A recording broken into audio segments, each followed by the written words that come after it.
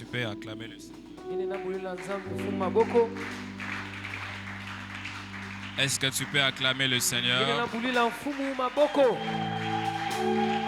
J'ai demandé, est-ce qu'on peut acclamer le roi des rois? Est-ce qu'on peut célébrer le Seigneur ce matin pour sa grâce, pour sa faveur, pour ses bienfaits dans nos vies? Est-ce que tu peux acclamer? Acclame le Seigneur. Acclame le Seigneur. Célèbre l'Éternel, le Créateur de toutes choses. Alors on va garder nos deux mains levées. Nous allons prier. Tu vas dire à Dieu, Seigneur, ce matin, je veux que tu me visites. Je veux que tu me délivres. Je veux que tu me fasses du bien. Est-ce que quelqu'un peut commencer à prier? Est-ce que tu peux parler au Seigneur? Dis à Dieu, ce matin, je veux que tu me visites. Dis à Dieu, ce matin, je veux que tu me fasses du bien. Dis à Dieu, ce matin, je veux que tu amènes ma vie dans une nouvelle saison. J'entends quelqu'un dire à Dieu, donne-moi la victoire sur les lois familiales. J'entends quelqu'un dire à Dieu, aide-moi à maintenir la victoire que tu m'as donnée pendant toute cette semaine, et que les alliances de famille ne puissent plus avoir le dessus sur moi. Est-ce que quelqu'un peut dire ça à Dieu? Est-ce que quelqu'un peut dire ça à Dieu? Est-ce que quelqu'un peut le dire au Seigneur? Dis à Dieu, ce matin, je prie que tu travailles de manière plus profonde encore dans ma vie, et que ma vie ne soit plus le mal, que ma famille aussi soit délivrée. Dis à Dieu, ce matin, il n'est pas seulement question de ma vie, mais aussi de ma famille. Si j'étais toi, je pouvais citer même les noms de ma famille. Ou tu dis à Dieu, ce matin, tu es le Dieu des familles. Alors je te prie que tu visites ma famille, que les choses ne soient plus comme avant, et qu'une nouvelle saison puisse commencer. Père éternel, nous te prions que tu le fasses dans nos vies, et nous ne manquerons pas de te dire un grand merci. Dans le nom de Jésus, nous avons ainsi prié, nous disons Amen. On peut rester debout s'il vous plaît pour lire la parole de Dieu. Nous allons lire le Juge chapitre 6.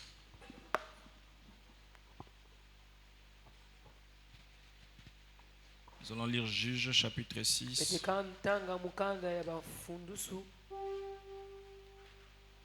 À partir du verset 1er.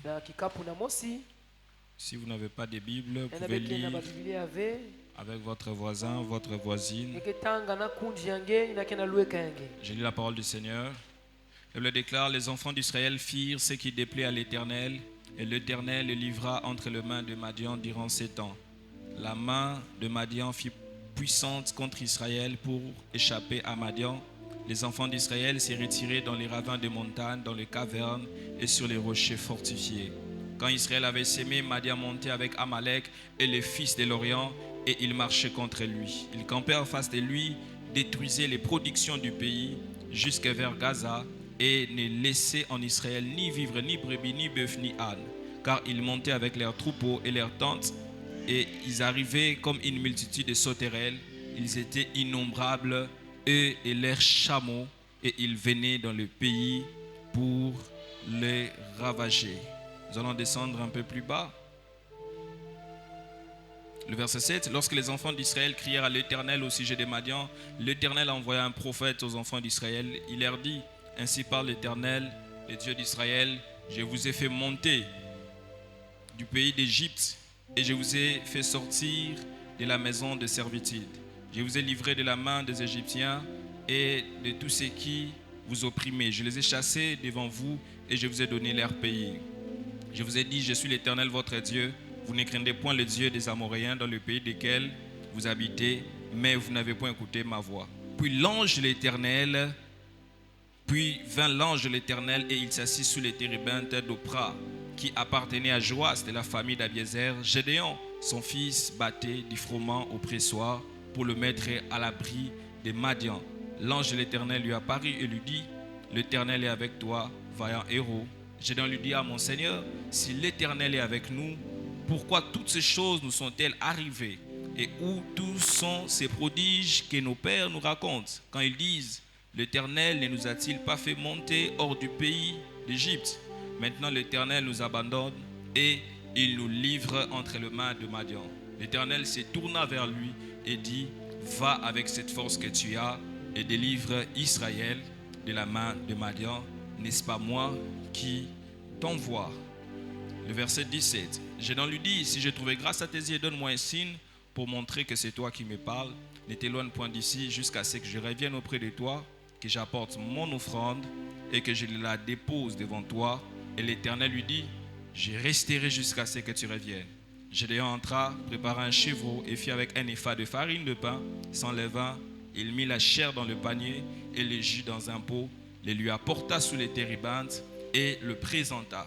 L'ange lui dit: prends la chair et le pain sans levain, pose-les sur les rochers et répands ces jus.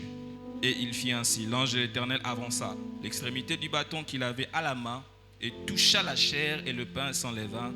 Alors il s'éleva du rocher un feu qui consuma la chair et le pain sans levain, et l'ange de l'Éternel disparut à ses yeux. Le verset 24. Gédéon bâtit là un autel à l'Éternel et lui donna pour nom l'Éternel paix. Il existe encore aujourd'hui à Opra, qui appartenait à la famille d'Abiézer. Dans la même nuit, le verset 25, l'Éternel dit à Gédéon: prends le jeune taureau de ton père et un second taureau de 7 ans, renverse l'autel de Baal qui est à ton père et abat les pieds sacrés qui est dessus. Tu bâtiras ensuite et tu déposeras sur les hauts de ces rochers un autel à l'Éternel ton Dieu. Tu prendras le second taureau et tu offriras un holocauste avec les bois de l'idole que tu auras bâti. Gédéon prit 10 hommes parmi ses serviteurs et fit ce que l'Éternel avait dit. Mais comme il craignait la maison de son père et les gens de la ville, il exécuta des nuits et non de jour. Parole du Seigneur. On peut acclamer la parole de Dieu. Et nous reprenons nos places. Amen. Aide-moi à dire à ton voisin: bienvenue dans la présence de Dieu. Non, dis-lui: bienvenue dans la présence de Dieu. Dis-lui: ce matin, Dieu te bénit. Dis-lui: ce matin, Dieu nous fait grâce d'être dans sa présence. Est-ce que quelqu'un réalise que être dans la présence de Dieu, c'est une grâce? Voilà pourquoi nous honorons l'Éternel de nous avoir gardés en vie par sa grâce sur nous. Amen. Dis à ton voisin: être en vie, c'est une grâce de Dieu. Non, dis-lui: être en vie, c'est une grâce de Dieu. Et je dis aussi un grand merci au couple pastoral, à Papa Sonny ainsi qu'à Maman Christelle, de croire en nous et de vouloir que nous soyons encore ici pour partager la parole de Dieu. Oh, tu n'as pas dit Amen. Ce sont des bénédictions que Dieu a données pour ma vie ainsi que pour cette église. Et nous sommes bénis de les avoir particulièrement comme anges de Dieu établis dans cette église. Je pensais que toi aussi tu étais béni. C'est comme si tu n'es pas d'accord, tu n'es pas content. Est-ce qu'on peut acclamer l'Éternel pour leur vie?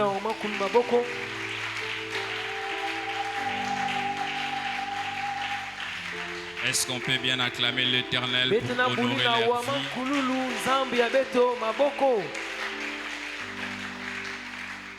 Amen. Et je dis aussi merci à Dieu pour toute la communauté, nezonza kamatonde na zambi pour le na serviteur, pour le servant na de Dieu bisielo ya établi en kento te ya Seigneur, bakale ya nzambe mtu na kisika yai et aussi particulièrement pour leur assistance inakele ina nkevana na bau à ce temps que je venais de traverser. isika mekunza sabuka La communauté s'est mobilisée. inakele dibundu mekuyonzama Ils ont été là pour nous assister par la prière et de plusieurs façons, physiques ainsi que financières. bavandaka kuna na kuza sadisa beto Voilà na pourquoi je kipepe profite aussi de cette occasion pour dire que Dieu vous nena bénisse mume kubaka diaka mukana zonza nzambe et que la sakuna faveur des yeux soit encore avec cette église. inakele bweso ya nzambe vana diaka na mungu. Amen. Alors ce matin, je vais partager un thème: comment maintenir les alliances familiales fermées dans sa vie. nasuka ye mga zonzina na diambo mosi yangudi wapi muchini ngeke tala ina kele banguisani ya Aide-moi à dikanga dire à ton mizingani voisin, dis à ton voisin, ce matin, nous allons fermer les alliances des familles. zonza na kunja nge nasuka ye bete kanga ina kele nguisani ya dikanga Et notre texte de base se trouve dans Juge chapitre 6. bete kele na mukanda ya funusu ikapu na sambwaji Mais avant que nous puissions aller loin, nous allons d'abord définir c'est quoi une alliance. tekila betu kwena tamba bete zonzila tete yiki kele nguisani C'est la première brèche que je vais ouvrir. ya kele ya tete ina mga fungula Nous allons définir d'abord c'est quoi une bete alliance. zonzila tete nguisani kele yiki Et après, nous allons parler sur la famille. na mani bete zonzila na dikanda Quelles sont des choses qui caractérisent une famille. wapi babima ina kele akisa dikanda Et nous allons parler aussi sur la réalité des hôtels. bete zonzila ina kele ya makedika ina kele na zuli ya bamesa ya Parce longo que dans chaque famille, il y a un hôtel qui est établi. koso makanda ina kele mesa ya longo Que kele ce kuna soit de Dieu, que ce soit du diable. yavana ya nzambi to yavana ya satana Et c'est même l'ensemble de ces hôtels ya kele kintwadi ya bangwisani qui ina définissent les mouvements spirituels qui kena caractérisent cette famille. kuningana ina ya dikanda ina Et kena après, nous sana. allons parler sur comment maintenir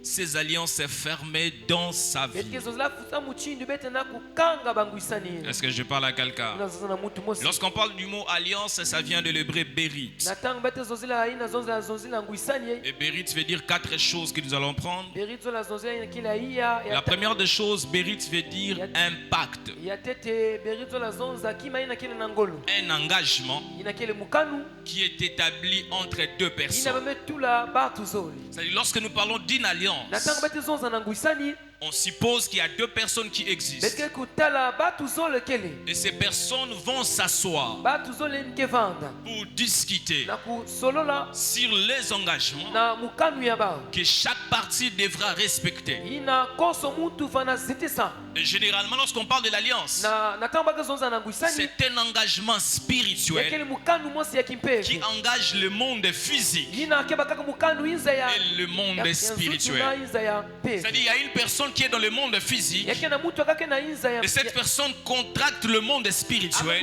kota kuna na inza ya to Et ya kimpepe lorsqu'ils entrent en na contact, tango bake kota na Ils inza ya discutent. kimpepe bake bana ils trouvent kusolola des ya compromis. bake bana kubaka Il y a diaka une part des choses que le physique doit faire. akena ya kaka ina kele ya ina Et c'est à ce moment que le spirituel va accompagner le physique. ya kele na tangu ina kimpeve ke Et filisa l'ensemble de ces choses, ya nyonso ina dans une première partie, ya tete yetu mezo c'est ce qu'on appelle l'alliance. ina bete bokla C'est-à-dire, derrière chaque alliance, il y a un humain et il y a le spirituel. kikwezi nyonso mutu kele to kimpeve L'alliance ne peut pas exister ngwisane la vanda ve s'il n'y a pas l'humain kasi mutu kele et ve s'il n'y a pas le kasi spirituel. kimpeve kele ve Est-ce que je parle à quelqu'un? unazozana mutu C'est-à-dire, mosi. partout où nous constatons la présence d'une alliance, ina kisika naso bete tala ina kele ya il y a une ngwisani force spirituelle qui se ya cache kena derrière. ngolo mosi ya kimpeve kia kubumana na manima Ça peut être positif, yana c'est-à-dire vanda ya divine, imbi tout comme ça peut aussi être yana négatif. vana ya mbote Là, c'est la première des choses. ina kele ya tete La deuxième des choses, ya zole ce mot veut dire un accord qui est établi. ya zola zonzela kuwisana ina bame kutula Et cet accord est établi avec des signes ou encore des gages que l'on donne. kuwisani ina kele na zole ya bidimbu to mikanu Voilà pourquoi quand on parle par exemple d'Abraham, na tango zonza na abalami le signe qui accompagnait son alliance, c'était bidimbu la bana filisa circoncision. kuwisani eni yavanaka ina C'est le signe de l'alliance que Dieu avait établi avec Abraham. yavanaka kidimbu ya ngwisani ina Lorsque nous parlons de Noé, na tango zonza na le Noa signe de l'alliance de Noé, c'était l'arc-en-ciel qui est apparu dans les cieux. ngwisani ina kele ya Noa vanaka ina talanaka na C'est-à-dire zulu derrière chaque alliance, na manima ya ngwisani il y a des nyonso choses que l'humain donne yakele ina mutu ke Et il tula y a aussi des signes yakele bidimbu que le spirituel donne ina kimpeve ke pesa afin que ça puisse accompagner l'humain. ina yafilisa muntu Voilà pourquoi j'ouvre une parenthèse pour dire, ina mkafungula na kuzonza partout où Dieu conclut une alliance avec quelqu'un, sika nyonso nzambe ke salaka nguisani na muntu il y a des signes qui accompagnent cette yakele personne. bidimbu ke filisaka muntu ina Je répète, partout où Dieu conclut une alliance avec sika quelqu'un, nyonso nzambe ke salaka il y a nguisani na des signes qui accompagnent la yakele personne. bidimbu ina ke Et filisaka partout muntu ina aussi où il y a des alliances, c'est démoniaque qui existent. sika nyonso banguisani yakadia pe makele Il y a aussi des signes par lesquels on peut voir la présence de ces alliances. Est-ce que je parle à quelqu'un? Est-ce que je parle à quelqu'un? Est-ce que je parle à quelqu'un? Voilà pourquoi j'aime dire à chaque fois que nous observons nos familles, j'aime toujours dire là où une histoire se répète plus de 2 fois, c'est qu'il y a un spirituel qui donne des ordres. Parce qu'on ne peut pas être dans une famille où les personnes ont du mal à traverser par exemple l'âge de 50 ans. Lorsque quelqu'un atteint l'âge de 48, de 49 ans, cette personne doit mourir. Et quand on commence à retracer la famille, on ne voit pas une personne, 2 personnes, mais on voit plusieurs personnes. Parce que partout où il y a une répétition, dis à ton voisin, il y a des ordres spirituels qui sont dictés. Non, dis-lui, partout où il y a une répétition, il y a des ordres spirituels qui sont dictés. La troisième définition que nous allons prendre, et cette définition est intéressante. Lorsqu'on parle de Bérit, Bérit vient de Bara, et Bara veut dire manger de la nourriture. Nous allons lire ça dans 1 Samuel 17, le verset 8. Le Philistin s'arrêta et s'adressa aux troupes d'Israël rangées en bataille. Il leur cria, pourquoi sortez-vous pour vous ranger en bataille? Ne suis-je pas le Philistin? N'êtes-vous pas des esclaves de Saül? La suite de la Bible dit, choisissez un homme qui descend contre moi. Et le mot choisissez ici, on emploie le mot hébreu bara. C'est-à-dire l'homme qu'on devait choisir dans cette bataille devait être comme une nourriture qu'on est en train d'offrir. Et lorsque nous lisons 2 Samuel 12, le verset 17, la Bible déclare, les anciens de sa maison insistèrent auprès de lui pour le faire lever de terre. Mais il ne voulut point et il ne mangea rien avec eux. Et le verbe manger employé dans ces textes, c'est le même mot bara qui est aussi traduit pour parler de l'alliance. Voilà pourquoi dans la parole de Dieu, lorsque Dieu est en train de conclure une alliance avec les humains, la majorité de cas, l'Éternel demandait des offrandes qui étaient mangeables. Parce que là où il y a les manger, une alliance peut être certifiée. Là où il y a le manger, une alliance peut être conclue. Est-ce que je parle à quelqu'un? Regarde d'abord ton voisin, dis-lui, fais attention avec qui tu manges. Parce qu'au travers de la nourriture, on peut entrer en contact avec l'esprit d'une personne et certifier une alliance. Voilà pourquoi lorsque l'ange de l'Éternel apparaît à Gédéon dans ces textes, après avoir renversé l'autel de Baal, on peut dire avant même de renverser l'autel de Baal, l'ange lui a demandé à manger. Il a dit, je vais faire une offrande. Il est allé, il a pris la farine, il a préparé cela, il a pris même les jus et il a mis sur les rochers. Après, l'ange prend le bâton, il le met sur cela et le feu va monter. Pourquoi il amène des choses qu'on peut manger? Parce que dans le monde spirituel, lorsqu'on parle de l'alliance, on voit aussi la nourriture. Est-ce que je parle à quelqu'un? Est-ce que je parle à quelqu'un? Est-ce que je parle à quelqu'un? Est-ce que je parle à quelqu'un? C'est ainsi que dans le texte qu'on a lu, dans la bataille d'Israël contre Goliath, l'homme qui devait descendre en bataille était comme une offrande qu'on devait livrer. C'est pourquoi de personnes qui vont chez le diable, ils sont même prêts à sacrifier des humains pour conclure des alliances. Parce que dans le monde spirituel, là où il y a une alliance, on peut prendre les hommes et on peut prendre aussi à manger. Si je parle à quelqu'un, je suis en train de prier ce matin. Aucune alliance voudra éteindre ta vie en cette saison. Parce que le Dieu que nous prions est mort pour nous à la croix. Et une personne sera épargnée dans le nom de Jésus. Ton amen, ça n'arrive pas ici devant. Je disais, personne ne sera pris comme une offrande en cette saison. Parce que pour certifier une alliance, on a aussi besoin de la nourriture.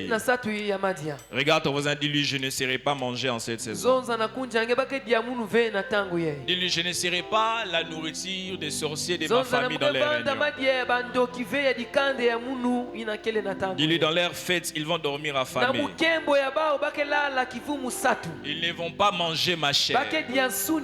Voilà pourquoi le prophète Esaïe dit, ils mangeront leur propre chair et ils vont s'enivrer de leur propre sang. Donc dans le monde spirituel, des fois ces personnes, ils ont besoin des humains pour renforcer leur alliance avec le diable.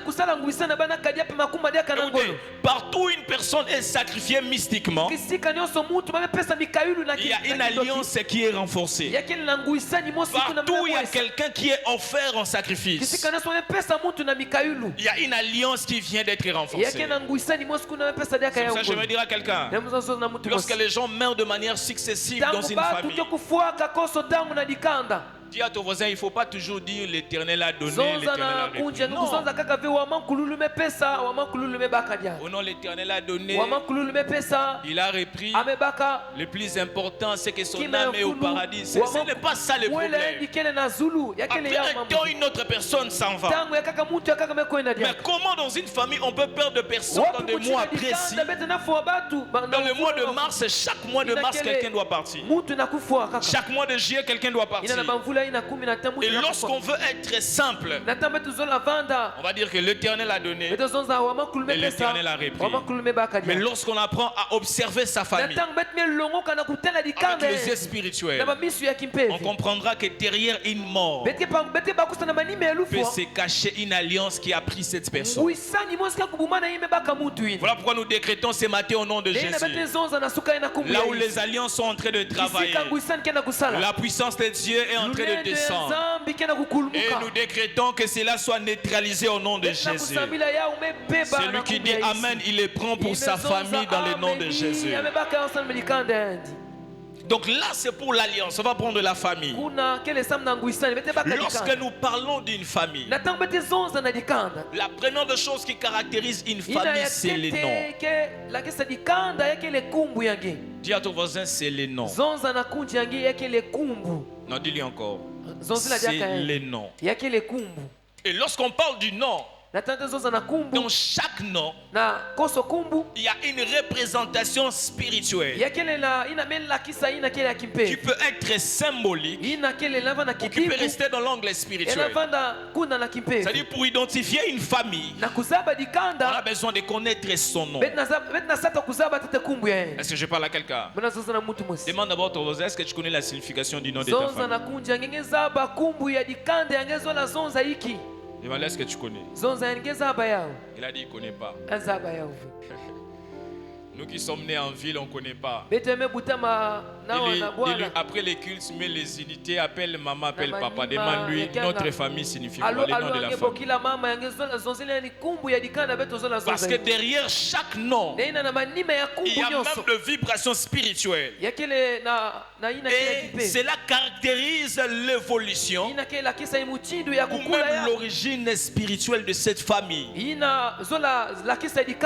La deuxième des choses, nous avons l'ADN. Et la troisième des choses, nous avons les sangs. Dis à ton voisin, nous avons les sangs. C'est-à-dire C'est-à-dire que nous les voulons ou pas. Lorsqu'une personne naît sur terre, si on doit faire défiler tous les membres de sa famille, on va constater que tu ressembles physiquement à quelqu'un. Quelqu'un est d'accord avec moi? Demande à ton voisin, toi tu ressembles à qui? Même si tu ne ressembles pas à papa ou à maman, il y a une tante quelque part qui peut être même à l'étranger. Quand on te met là devant et on la met, on peut voir des ressemblances. Parce que dans chaque famille, il y a ce qu'on appelle l'ADN.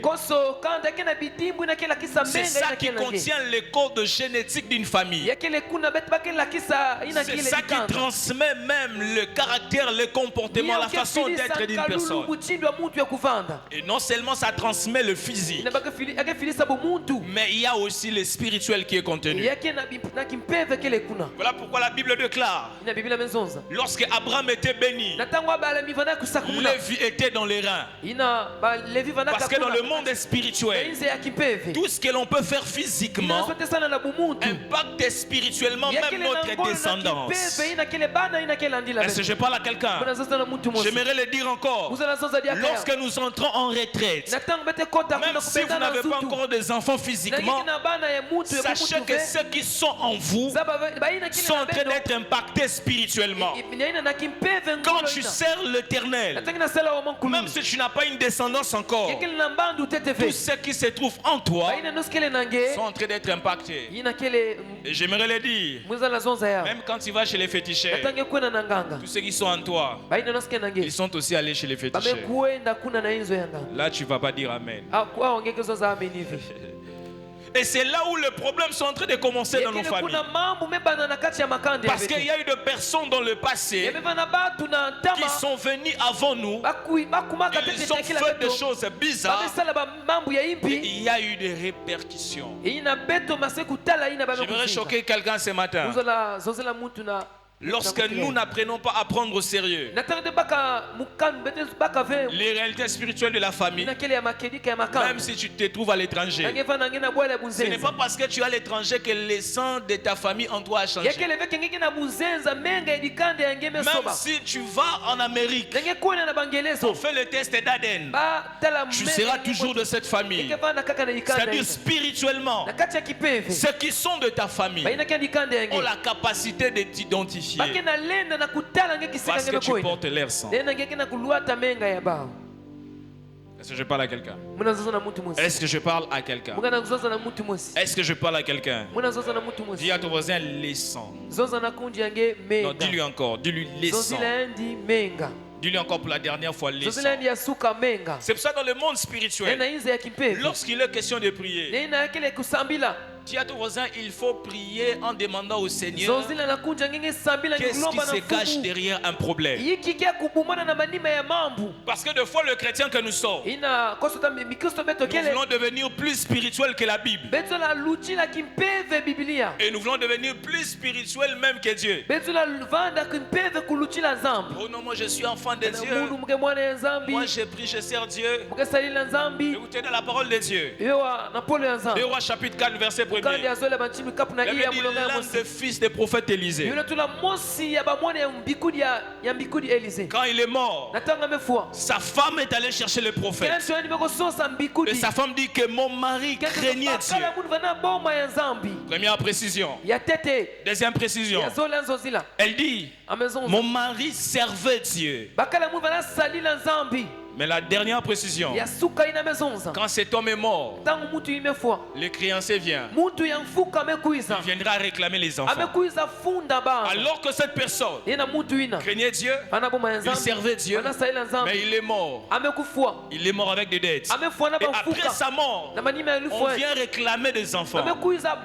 Pourquoi il y a des réclamations dans nos familles? Parce que ceux qui sont venus avant nous, ils ont eu affaire de pactes et de choses. Voilà pourquoi après leur mort, les esprits viennent. Ils commencent à réclamer. Est-ce que je parle à quelqu'un? Est-ce que je parle à quelqu'un? On dit il craignait Dieu, il servait Dieu, mais il est mort. en laissant des problèmes. Regarde d'abord ton voisin, dis-lui. Dis-lui, tu peux être enfant de Dieu et avoir des combats spirituels sérieux. Parce que tu es dans une famille. Je savais qu'ici tu ne vas pas dire Amen. Ça me rappelle quand j'étais à Brazzaville il y a quelques jours. J'ai reçu une servante de Dieu. Elle m'a dit, prophète, j'ai pris. Mbikoudi. Mbikoudi là, ça fait peur. Hein? C'est comme ça qu'on dit dans la langue là. Chez nous, quand on dit Mbikoudi, c'est un peu genre de l'autre côté, il fait des choses compliquées. Amen. Amen. Bon, pas le problème, tu peux dire ça seulement. Elle dit, prophète, j'ai traversé des temps compliqués. Elle me dit, je suis en train d'étudier. Les personnes avec lesquelles on a étudié ont déjà fini les études. Mais moi, j'ai échoué 5 fois. Et elle me dit, si j'échoue encore cette année, on va me chasser de cette faculté et je ne pourrai plus continuer. Je lui ai dit, elle m'a dit, à cause de cela, j'étais même sur le point de me suicider, de me faire du mal, parce que ça me fait mal. Comment je peux échouer de manière répétitive? J'étais là en train de l'écouter. Et pendant que nous étions en train de parler, je lui ai dit, le problème dans tout ça, ce n'est même pas toi. Parce que je vois que tu es une personne qui est intelligente.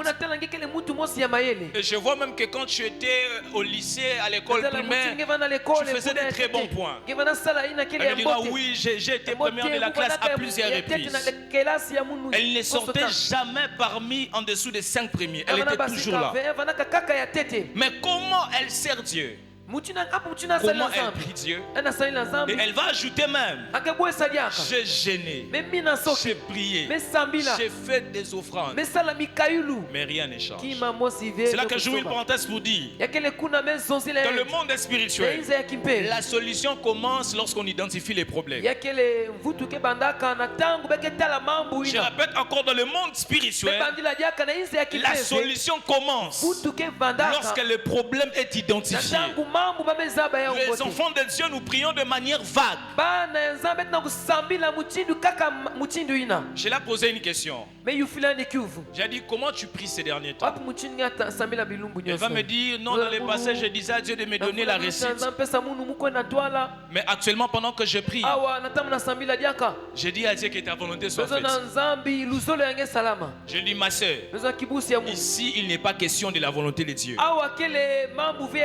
Il est question de renverser une loi qui est étendue dans ta famille. Parce que je vois ton père, quand il devait avoir le bac, lui aussi il avait échoué. La même chose s'est passée avec votre maman. La même chose s'est passée dans sa lignée. Et elle était là en train de confirmer. Et je lui ai dit, si tu dois prier, tu dois dire à Dieu de renverser cette loi qui pèse sur tes études. Et c'est à ce moment que tu vas témoigner la fidélité de Dieu. Et je la pose la question. Est-ce que tu priais dans ce sens? Elle va me dire que non, je sais qu'il y a des échecs dans les études, mais je négligeais cela. Je lui dis, c'est là où il y a le problème. Vous savez, des fois, il y a des réclamations.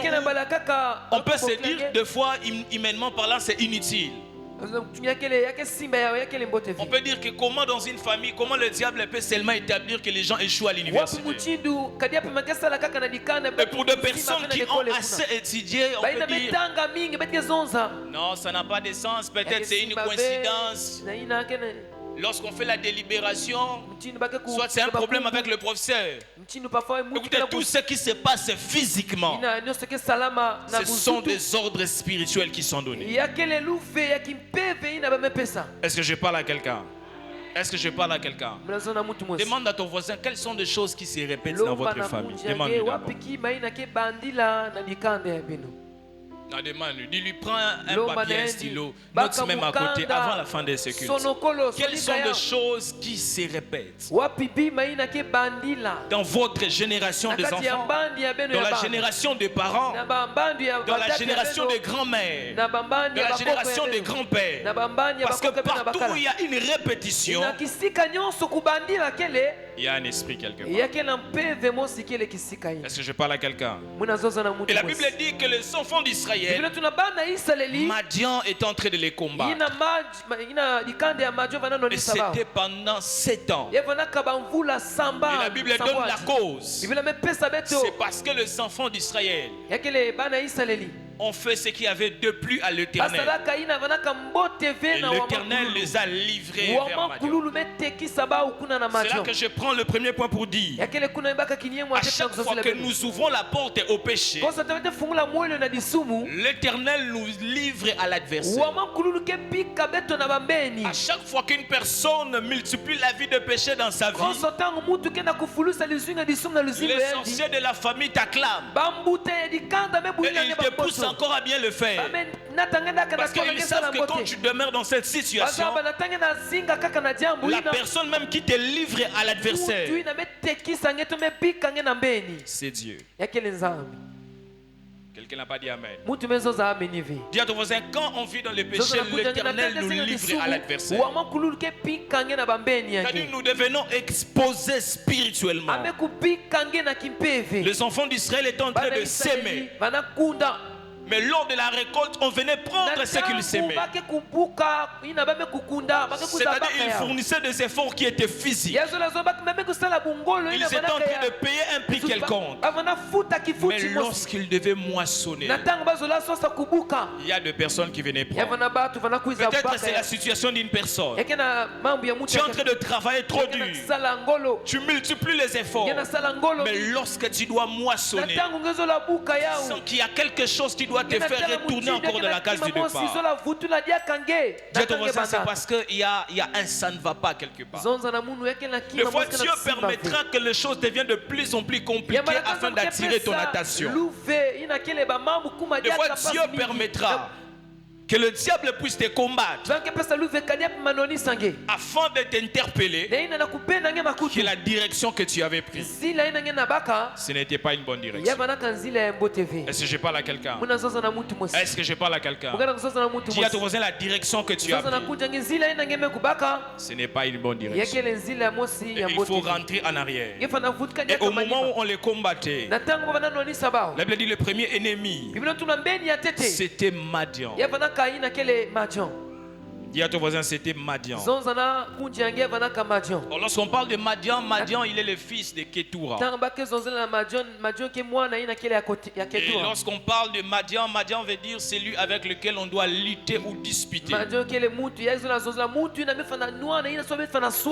Madian incarne un combat spirituel qui s'élève. Physiquement, ils étaient en train de se battre avec Madian.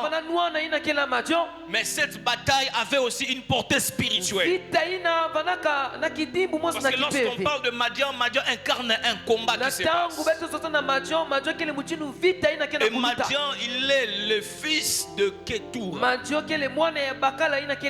Et quand on parle de Ketura, Ketura veut dire le parfum. Ketura veut dire l'encens qui monte. Et c'est même lui qui est l'ancêtre de peuple arabe, ainsi de suite. C'est-à-dire qu'on parle de Madian ici, Madian est en train d'incarner une spiritualité. Une spiritualité même islamique qui naîtra après le temps. C'est-à-dire en réalité les enfants d'Israël étaient en train d'avoir une bataille de spiritualité. Est-ce que je parle à quelqu'un? Et dans cette bataille, ils n'étaient pas spirituels. Parce que l'Éternel s'était retiré d'eux. La deuxième des choses, pour maintenir les alliances fermées, dis à ton voisin, il faut avoir l'Éternel avec toi. Dis-lui comme ça. Dis-lui, il faut avoir l'Éternel avec toi. Demande à ton voisin, est-ce que l'Éternel est avec toi? Dis-lui, depuis que tu pries, Dieu t'a déjà donné un signe qu'il est avec toi. Et tu verras un chrétien pareil. Il ne craint pas Dieu. Il ne sait même pas sa profondeur spirituelle. Et puis il va aller se chamailler avec son oncle là-bas. Et l'oncle lui dit, tu vas voir. Et lui aussi dit, tu vas rien faire. Quand tu dis tu vas rien faire, est-ce que l'Éternel est avec toi? Demande, est-ce que l'Éternel est avec toi? Tu vas aller te chamailler avec tes tantes. Tu dis des paroles. Tu répliques. Tu te crées des problèmes. Mais est-ce que l'Éternel est avec toi? On est en train de vendre la parcelle de la famille. Toi, tu mets des commentaires. Quand ils vont s'élever spirituellement, est-ce que tu es sûr que l'Éternel est avec toi? Demande ça à ton voisin. Est-ce que l'Éternel est avec toi? Posez encore la question. Est-ce que l'Éternel est avec toi? Voilà pourquoi nous assistons aux funérailles de chrétiens qui ont été bouffés par des sorciers. Parce qu'ils ont pointé du doigt de personnes qui étaient plus spirituelles que eux. Et ça crée des ennuis. Et on les a cherchés spirituellement. En réalité, c'était une bataille de spiritualité. C'était une bataille spirituelle. Parce que Ketura ici représente toute une spiritualité. Et les enfants d'Israël voulaient aller dans cette bataille sans savoir Dieu. Écoutez, on ne peut pas renverser un système spirituel si Dieu n'est pas avec nous. On ne peut pas renverser les lois de famille avec nos prières de 15 minutes. Non, ça ne peut pas se faire. On ne peut pas renverser un système démoniaque alors que lundi tu crains Dieu, mardi tu pêches, mercredi tu crains Dieu, jeudi, vendredi tu fais encore le délestage. Et tu reviens chrétien le lundi. Avec cette marche chrétienne, on ne peut pas renverser le système. Parce que des personnes qui amènent le changement, ce sont des personnes qui ont une expérience personnelle avec Dieu.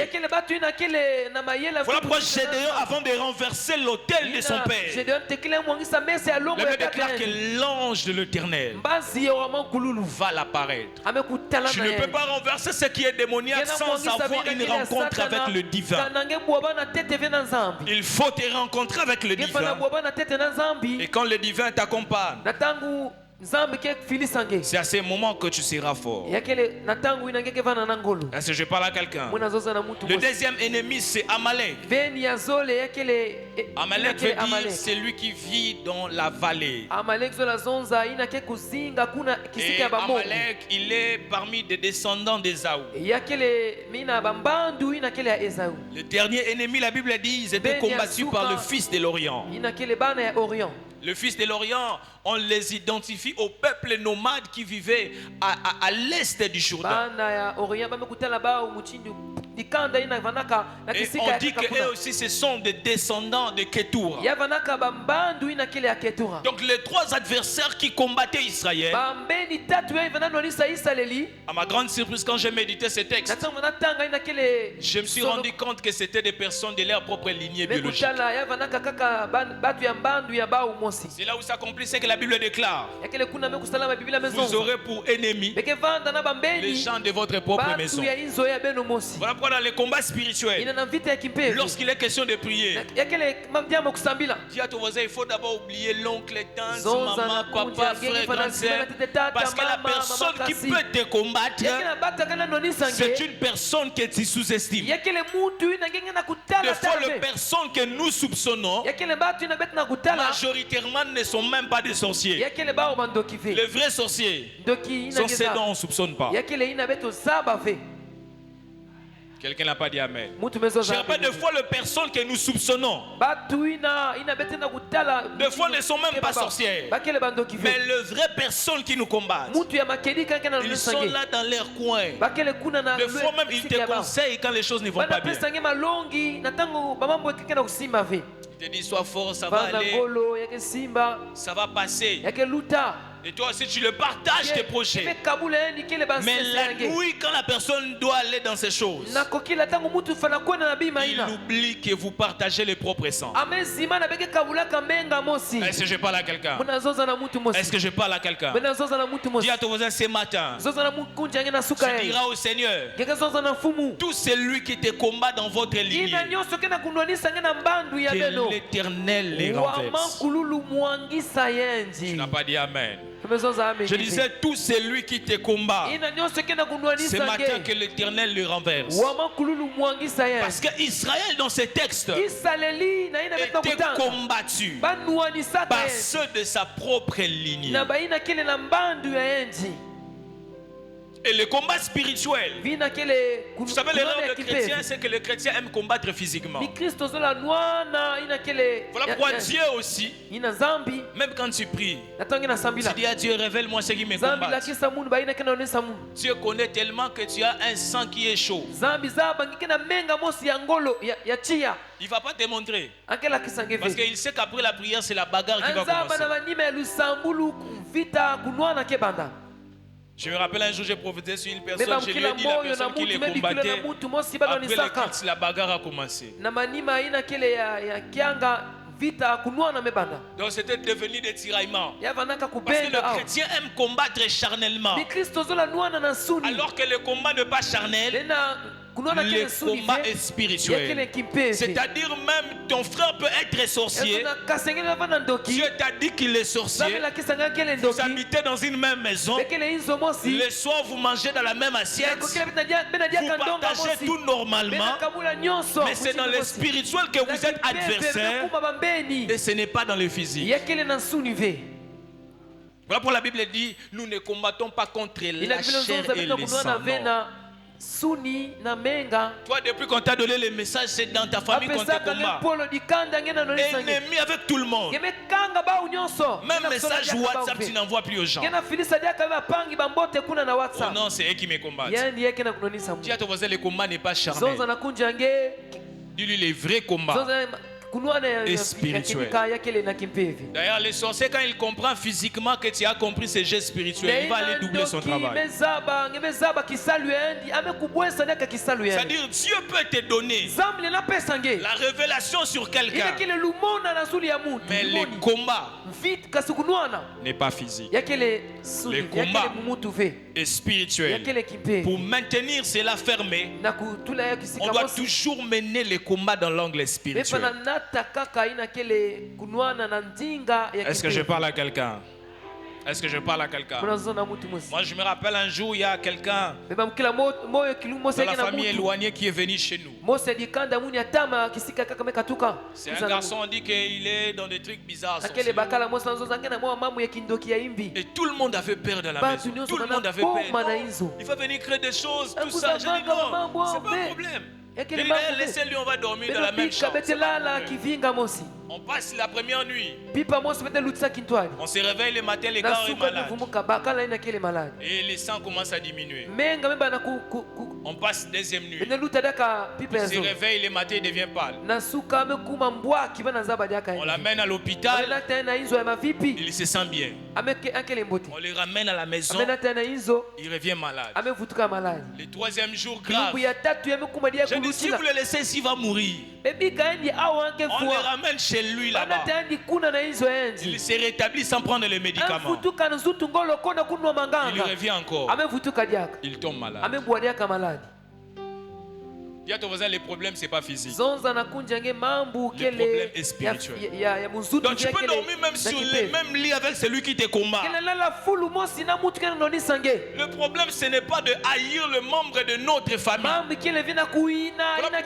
Le combat spirituel a été mal présenté à l'église et ça a créé des divisions dans nos familles. Voilà pourquoi même on a eu des personnes qui ont privé à manger à leurs enfants après qu'ils ont appris qu'ils étaient sorciers. Or, en faisant cela, on ne traite pas les vrais problèmes. On ne fait que créer des ennuis physiquement. J'ai dit, venez prendre votre enfant parce qu'ici, il risquera de mourir. Est-ce que je parle à quelqu'un? C'est-à-dire, la journée, vous pouvez parler. Mais la nuit, les problèmes, c'est la nuit. Lui, il va là-bas dans les réunions, toi aussi, tu vas là-bas chez Dieu. Et il y aura rencontre et confrontation spirituelle. Et pour la délivrance, la première des choses que Dieu fait, il a envoyé un prophète. Le prophète est venu pour révéler la cause. Il a dit, c'est parce que vous avez péché contre l'Éternel. Voilà pourquoi en matière de délivrance, même si vous n'avez pas un prophète physiquement, il est important d'entrer en prière et de demander à Dieu de révéler où provient le problème. Parce que sans la révélation, sans la direction, tu vas prier à plusieurs reprises et tu auras l'impression que Dieu n'exauce pas. Or, dans le monde spirituel, c'est quand tu connais la direction que tu pries avec précision. Mais quand tu n'as pas la direction, tu vas continuer à prier, à prier, à prier. Et les choses seront compliquées. Je suis en train de prier ce matin. Que l'onction prophétique tombe sur quelqu'un. Quand tu prieras au sujet de ta famille, que Dieu t'ouvre les yeux et qu'il te montre là où le problème a commencé. Voilà pourquoi Dieu a envoyé le prophète. Mais après que Dieu envoie le prophète, c'est là où beaucoup de personnes s'arrêtent. La délivrance au lien ne vient pas après avoir reçu la révélation. Mais ça vient après savoir utiliser la révélation que tu as reçue de Dieu. Je répète, la délivrance ne vient pas après la révélation. Mais c'est ce que tu fais après avoir reçu la révélation. Voilà pourquoi il y a des gens, tout le temps ils cherchent des prophètes. Ils vont consulter des prophètes. Ils vont consulter des hommes de Dieu. Ils entrent en retraite. Dieu leur dit des choses. Mais qu'est-ce que vous avez fait de ce que Dieu vous avait dit? Est-ce que je parle à quelqu'un? Demande à ton voisin, qu'est-ce que tu as fait de ce que Dieu t'a dit? Demande-lui encore. Qu'est-ce que tu as fait de ce que Dieu t'avait dit? Ça me rappelle quelques jours, je parlais avec une soeur. Elle m'a écrit, non prophète, je veux qu'on prie pour les domaines maritaux et tout ça. Je vais avoir des révélations de précision. Je lui ai dit, ma soeur, peut-être toi tu as oublié, mais moi je n'ai pas oublié. Ça fait 4 mois passés. Je t'ai parlé d'un combat de mari de nuit. Et tu as reconnu cela, on a parlé de cela à plusieurs reprises. Tu n'as pas eu un temps de prière pour cela. Mais tu viens encore pour chercher à avoir une autre révélation. Quelle révélation tu veux ajouter au-delà d'une révélation? C'est comme si tu vas à l'hôpital, on te dit que tu as la malaria, tu ne suis pas un traitement, tu vas encore dans un autre hôpital pour se faire diagnostiquer. Le prophétique n'est là que pour donner la direction. Mais après la direction, il y a des choses que l'enfant de Dieu doit faire avec Dieu. Voilà, lorsque le prophète est venu, après le prophète, c'est maintenant l'ange de l'Éternel. Parce qu'en matière de délivrance, il y a des choses que les hommes de Dieu ne feront pas pour vous. Il y a des choses qui nécessitent que l'enfant de Dieu puisse prendre conscience et qu'il commence à chercher la face de Dieu pour sa famille. C'est à ce moment que Dieu va s'élever. Mais nous, les chrétiens, nous prenons toute la charge. On laisse chez les hommes de Dieu. Est-ce que je parle à quelqu'un? Demande à ton voisin, est-ce que tu as même gêné pendant 3 jours pour ta famille?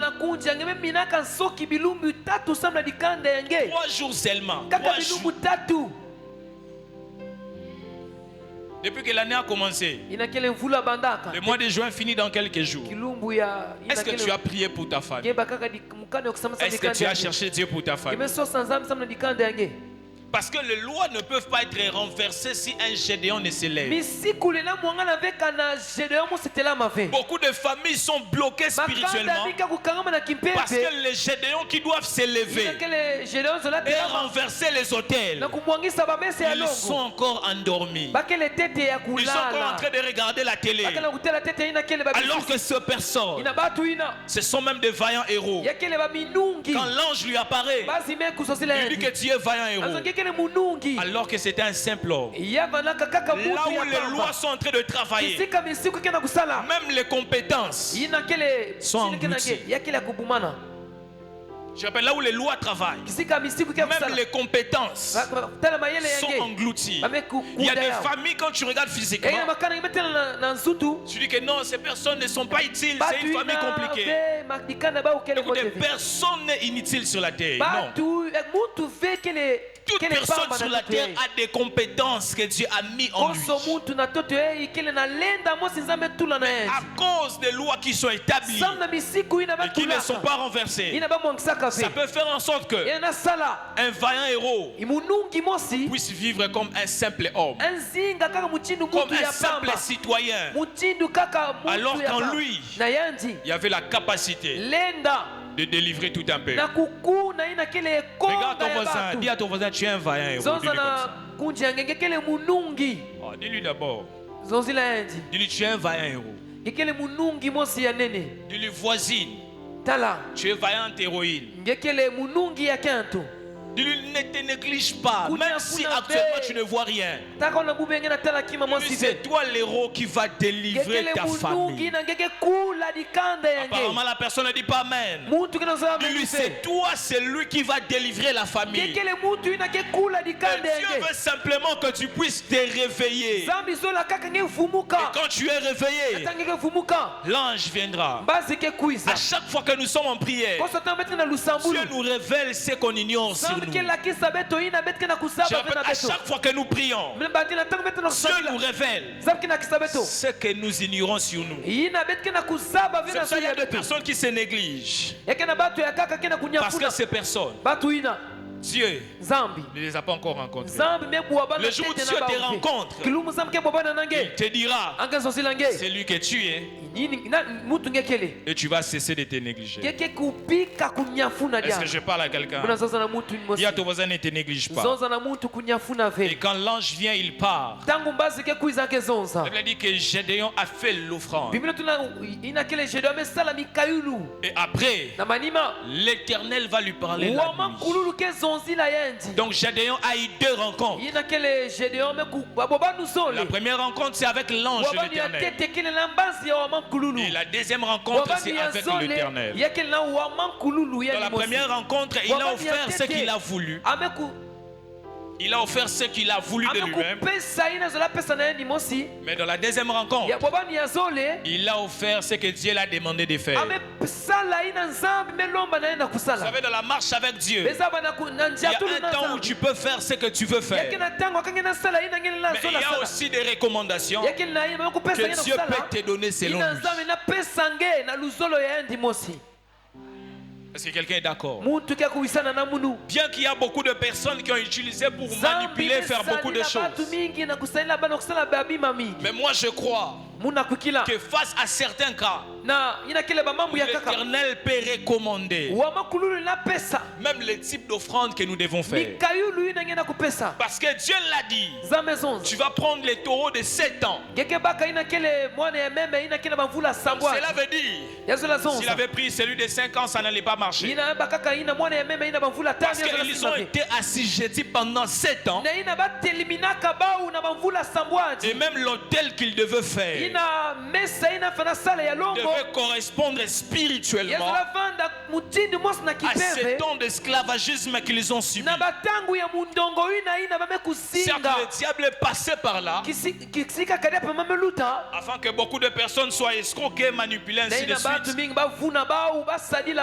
Mais moi je crois que Dieu peut recommander à quelqu'un le type d'hôtel que nous pouvons dresser face à une situation. Voilà pourquoi même quand on devait construire le tabernacle, il a dit les uns devaient apporter de l'or, les autres devaient apporter de l'argent, et de l'autre ainsi de suite. C'est-à-dire le Dieu que nous prions, il peut nous recommander ce que nous devons faire. Est-ce que je parle à quelqu'un? Est-ce que je parle à quelqu'un? Et pour renverser les autels, afin de bâtir un hôtel, voilà là où nous faisons aussi une erreur. De fois nous cherchons à bâtir des hôtels sans renverser les hôtels. On prend une offrande, on veut élever un hôtel sans avoir cherché à détruire l'hôtel qui était auparavant. Tu verras quelqu'un prendre une offrande et dit j'élève l'hôtel. Mais est-ce que tu as eu le temps de prier pour ça? Est-ce que je parle à quelqu'un? Est-ce que je parle à quelqu'un? Parce que tout c'est une offrande. Mais qu'est-ce qui fait qu'une offrande peut devenir un hôtel? Tout ce que nous pouvons mettre dans le panier, c'est une offrande. Mais qu'est-ce qui fait qu'une offrande que l'on peut donner devient un hôtel? C'est la charge spirituelle qu'on met dans cette offrande. Et avant que Gédéon puisse bâtir un autre hôtel, il devait d'abord renverser l'hôtel de son père. Est-ce que je parle à quelqu'un? Regarde ton voisin, dis-lui voisin, il faut renverser les hôtels. Dis-lui voisin, il faut renverser les hôtels. Parce que les hôtels que tu ne renverses pas, ce sont eux qui vont te renverser en retour. Ce que tu refuses de détruire dans ta famille risquera de te détruire dans la suite du temps. Les combats que tu refuses de traiter dans le présent risquera de traverser les futurs. Et si des familles actuellement sont encore captives, sont encore dans des choses compliquées, c'est parce qu'il y a des personnes qui ne veulent pas renverser le système. Est-ce que je parle à quelqu'un? Est-ce que je parle à quelqu'un? Dis à ton voisin, renverse les systèmes. Non, dis-lui voisin, il faut renverser les systèmes. Non, dis-lui voisin, il faut renverser les systèmes. Moi, je parle toujours d'un témoignage personnel. Quand je devais avoir le diplôme, c'est-à-dire le bac, la santé a commencé à déranger. Je regarde un peu dans l'historique de la famille, je me rends compte que lorsque ma grande sœur est arrivée à cet endroit, elle est passée par l'opération. Quand je regarde ma mère, c'était la même chose. Et moi aussi, quand j'arrive en 6e, la santé commence à déranger. Je dis que non, ici il y a un problème. Enfin, c'est pas parce que tu es prophète que les liens de famille vont jouer avec toi. Eh, dis à ton voisin, c'est pas parce que tu sers Dieu que le diable va avoir peur de toi. D'ailleurs, le diable vient quand il voit quelqu'un, il prie. Et la Bible dit, même quand Jésus a fait 40 jours, 40 nuits, après le diable est venu. Toi, tu penses si Jésus après 40 jours, 40 nuits, le diable n'a pas eu peur de venir? D'ailleurs, toi, tu as fait beaucoup de temps, tu n'as pas prié. Beaucoup de temps. Est-ce qu'il aura peur de toi? Et quand j'arrive, la santé a commencé à déranger. On diagnostique l'appendicite. J'avais mal, j'ai dit.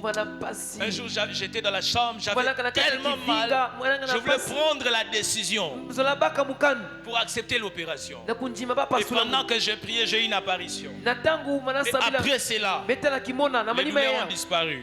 Et quand celui qui vient après moi arrive en 6e, il n'a pas eu ces problèmes. Et même ceux qui viendront après, je le crois par la grâce de Dieu, cela n'existera plus. Parce qu'il y a quelqu'un qui a compris qu'il y a un mécanisme en ces lieux et je dois renverser ces mécanismes. Est-ce que je parle à quelqu'un? Est-ce que je parle à quelqu'un? Dis à ton voisin le mécanisme qui est établi. Il faut que tu les renverses. Cette loi qui fait en sorte que les gens se marient et après ils doivent rentrer chez eux. Il faut que tu les renverses. Ce combat qui pèse dans la famille depuis plusieurs années. Il faut que tu les renverses. Parce que si tu ne les renverses pas, ceux qui viendront après, ils vont vivre le même chose. Est-ce que je parle à quelqu'un? Alors que nous allons nous préparer à prier, j'aimerais que quelqu'un commence à faire l'analyse de sa propre lignée. Qu'il commence à regarder là où il y a des répétitions. Parce que pendant que je priais la nuit, je voyais des personnes comme emprisonnées. On a mis le chaîne au niveau de leurs pieds et d'autres au niveau de leurs mains. Lorsqu'ils essaient de faire l'effort d'avancer, ces personnes n'arrivent pas.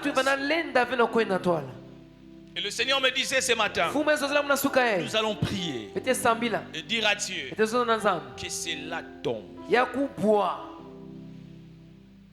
Est-ce que je parle à quelqu'un? Nous allons dire à Dieu que ce mécanisme spirituel puisse tomber. Et tu diras au Seigneur, les autels qui parlent